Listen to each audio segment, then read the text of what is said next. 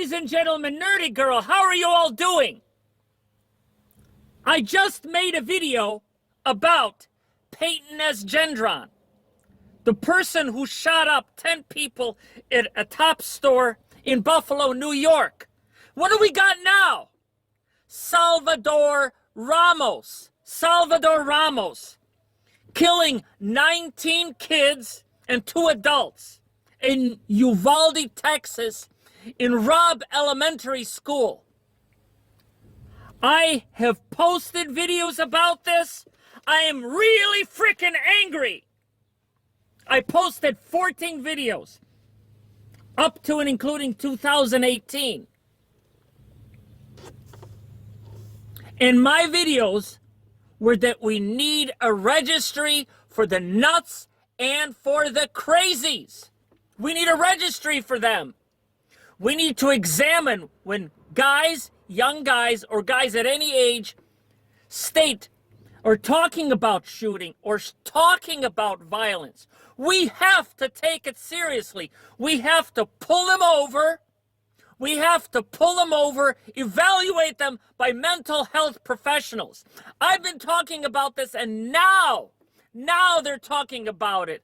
Governor Abbott in Texas is now talking about mental health. The police officers are now talking about. President Biden is talking about it now. I've been talking about this years ago. We're in a mental health crisis. We have to watch these people. We have to go through their crawl spaces. We need to go through their attics, basements. Are they loading up on guns? Are they getting tactical gear? We got to do something. This is an epidemic of shooters. The situation is not to take the guns out of the public hands. If they're licensed, if they pass a background check, we need a mental health evaluation for the nuts and for the crazies. And the misfits. How long is this going to take? Salvador Ramos killed 19 kids at Robb Elementary. This is unacceptable. Talk to your senators. Talk to your congressmen about passing legislation. Whoever you are out there in YouTube land, to crack down on these people and to pull them out before they shoot. Now watch this. We definitely ask you all to keep the families that are involved in your prayers. Thank you so much. Here to provide a statement and not take any questions is our Superintendent, Dr. Hal Harrell. Obviously, authorities being very careful of what they're offering. Let's listen to the superintendent for a moment. Event today, and my heart was broke today. Our hearts and thoughts and prayers are with all our families as we go through this day and days to come. A few announcements that we need to make is beginning tomorrow at 10 a.m. we will have grief counseling and support at the Civic Center for our students, our staff, community members, anybody that needs to come at that time. And we may be there more than one day, may be there several days. Our Robb staff will meet at 8 a.m. No graduation is on people's mind. We will come out with a notice on that at a later time. All the staff members they will report to their campuses, other than the Robb campus, which will come to the Civic Center. Again, my heart was broken today. We're a small community, and we will need your prayers to get us through this. Thank you. The 18 years old student at that school, and authorities, including the governor of Texas, saying that he killed his own grandmother before going to that school. President Biden is expected to speak within the half hour. When he does, we will come back on the air with his address to the nation. I'm David Muir, New York. We'll see that. This has been a special report from ABC. The death toll is horrific in that school shooting, rising once again. 19 children and 2 teachers killed. The suspect's grandmother also dead. This tragedy unfolding just 2 days before the school year was set to end. It all happened at Robb Elementary School in Uvalde, Texas. Now that's about an hour and a half southwest of San Antonio. The first victim has been identified tonight. She is Eva Morales, a longtime teacher. Police also naming the alleged gunman as 18-year-old Salvador Ramos. President Biden speaking about the attack just hours ago, calling for action on gun control and getting emotional while talking about the parents now mourning their children. We have live team coverage for you tonight. Let's be quote AR-15 style rifle and was immediately engaged outside the school, exchanging gunfire with the police officer before running in. Police would eventually kill him, but not before he unleashed round after round, killing at least 19 children. Tonight, hopeful parents still waiting to hear if their child is safe. We're waiting to see if she made it out, if she's, just in the hospital, or if the worst case, she didn't make it. Tonight, Alfred Garza III still doesn't know if his 10-year-old daughter, Amy Jo, is alive. He's with other families at this reunification center in Uvalde. Other families are sharing stories about what unfolded here inside Robb Elementary School today. I can't believe she's seen and had to go through that. Blanca Rivera says her niece was inside the school when the shooter opened fire. The young girl, hit by bullet fragments, tried to assist her friend, who was shot. And her reaction was to help. According to law enforcement, the suspect, 18-year-old Salvador Ramos, shot his grandmother in the head and then crashed his car outside of the school. That triggered a response from a Uvalde school police officer, who was then shot by the suspect. Authorities say the suspect, who was wearing body armor and armed with an AR-15 style rifle, then went into the school, into a classroom, barricaded himself inside, and opened fire on teachers, students, and responding officers. We just hear all kinds of gunshots going off, like non-stop. Ramos fatally shot by police. 2 officers were injured in that shootout, both expected to survive, as is Ramos's grandmother. Did you notice that? And there are more stories coming out about those 19 children and 2 women who were killed just days before summer break. Here are some of the images of those taken too soon. The memorial is also taking place right here in Chicago. In fact, this is a service at St. Mary of the Lake on the north side this evening. We are also learning more about the heroic effort to stop the gunman behind this massacre, and also the actions that he took in the days, the hours, the minutes leading up to that shooting. So tonight we have As we also hear from families who lost children, including a father who is a law enforcement officer. All we can hope is that she's just not a number. Hopefully something gets resolved. That's all we ask. Palpable. Now this, as there were more memorials for the victims, including this one. This is in the village of Deerfield this evening. Those people gathering to remember the 19 students and the 2 teachers who were killed in that attack in Uvalde. And there are signs that the suspected gunman may have wanted to kill even more people. Police are saying he had 7 ammo magazines that carried 30 rounds each with him inside the school, and then another 15 magazines in a backpack that was in his vehicle. Investigators also providing a new timeline of the events there, saying that the suspect fired multiple rounds at the building before going inside.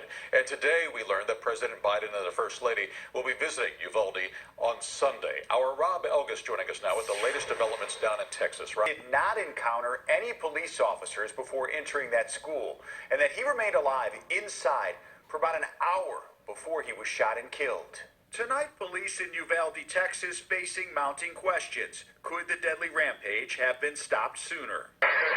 11:28 a.m. The first 911 call came in at 11:30. Over the next 10 minutes, police say the gunman walked outside the school, firing at it, and then climbed a fence, entering the building at 11:40. Today, authorities making it clear he did not interact with any police officers before entering.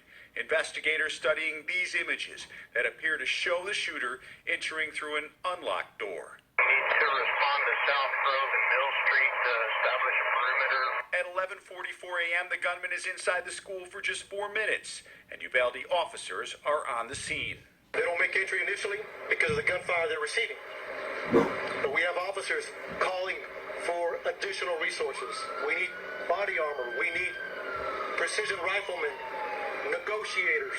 Approximately an hour later, U.S. Border Patrol tactical teams arrive.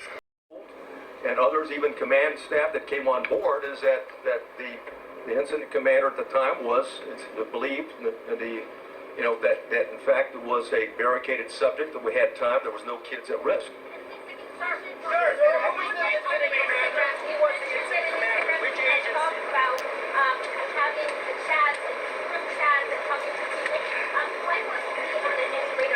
wish he was. I wish he was, because then there's no question. And I'll say this right now, every time we have one of these, there's copycats, okay? And we need the public, just like we did back in 2018, there was a public, okay, that came forward that we got 2 people that are about to shoot up a school or planted to shoot a school. It's imperative on the public, when you get something, just because the guy sounds like he's a nut, he may be a nut. But just because it sounds like, well, it's possible to do, he may be intended to do, as I've read the timeline based upon the chats that he had. So you know, we need everyone, when we have a threat to life like that, to take it seriously and report it, because ultimately this is tragic. What do you tell the parents of 19 kids, or the families of two teachers? Continues. And you have any reason to believe that there's individuals alive in there, you've got an obligation to move back to an active shooter posture, and that means everybody at the door. Are you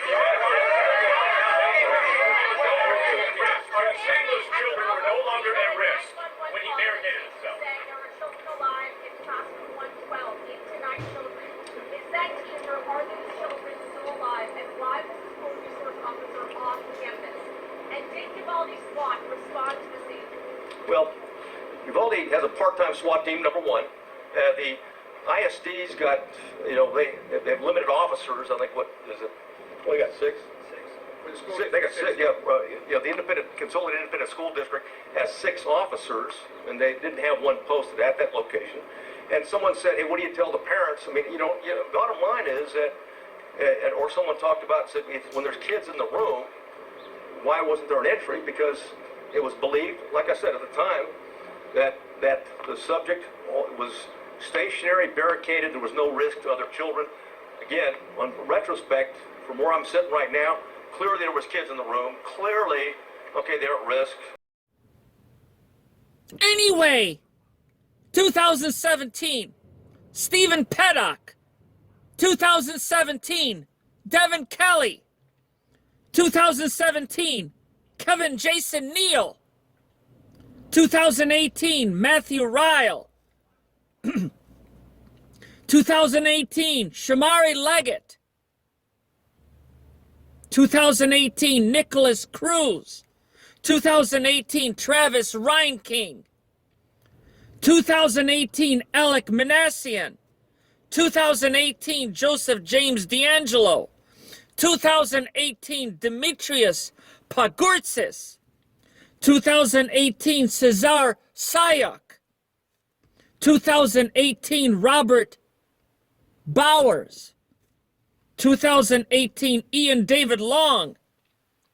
2018, Juan Lopez. And I just vlogged about the racist shooter, Peyton S. Gendron. 3 years I did not vlog. 3 years. But these nuts and crazies, something has to be done about these nuts and crazies. And now it is Salvador Ramos. What does it take? We have to go into their storage lockers. We have to go into their garages, their attics, and see if these guys are nuts. We have to have them evaluated or put them away. 19 kids dead and 2 adults. Salvador Ramos. Anyway, if you like this video, please click on the like button. And if you haven't subscribed yet, please subscribe down below. And ladies and gentlemen, thanks for watching.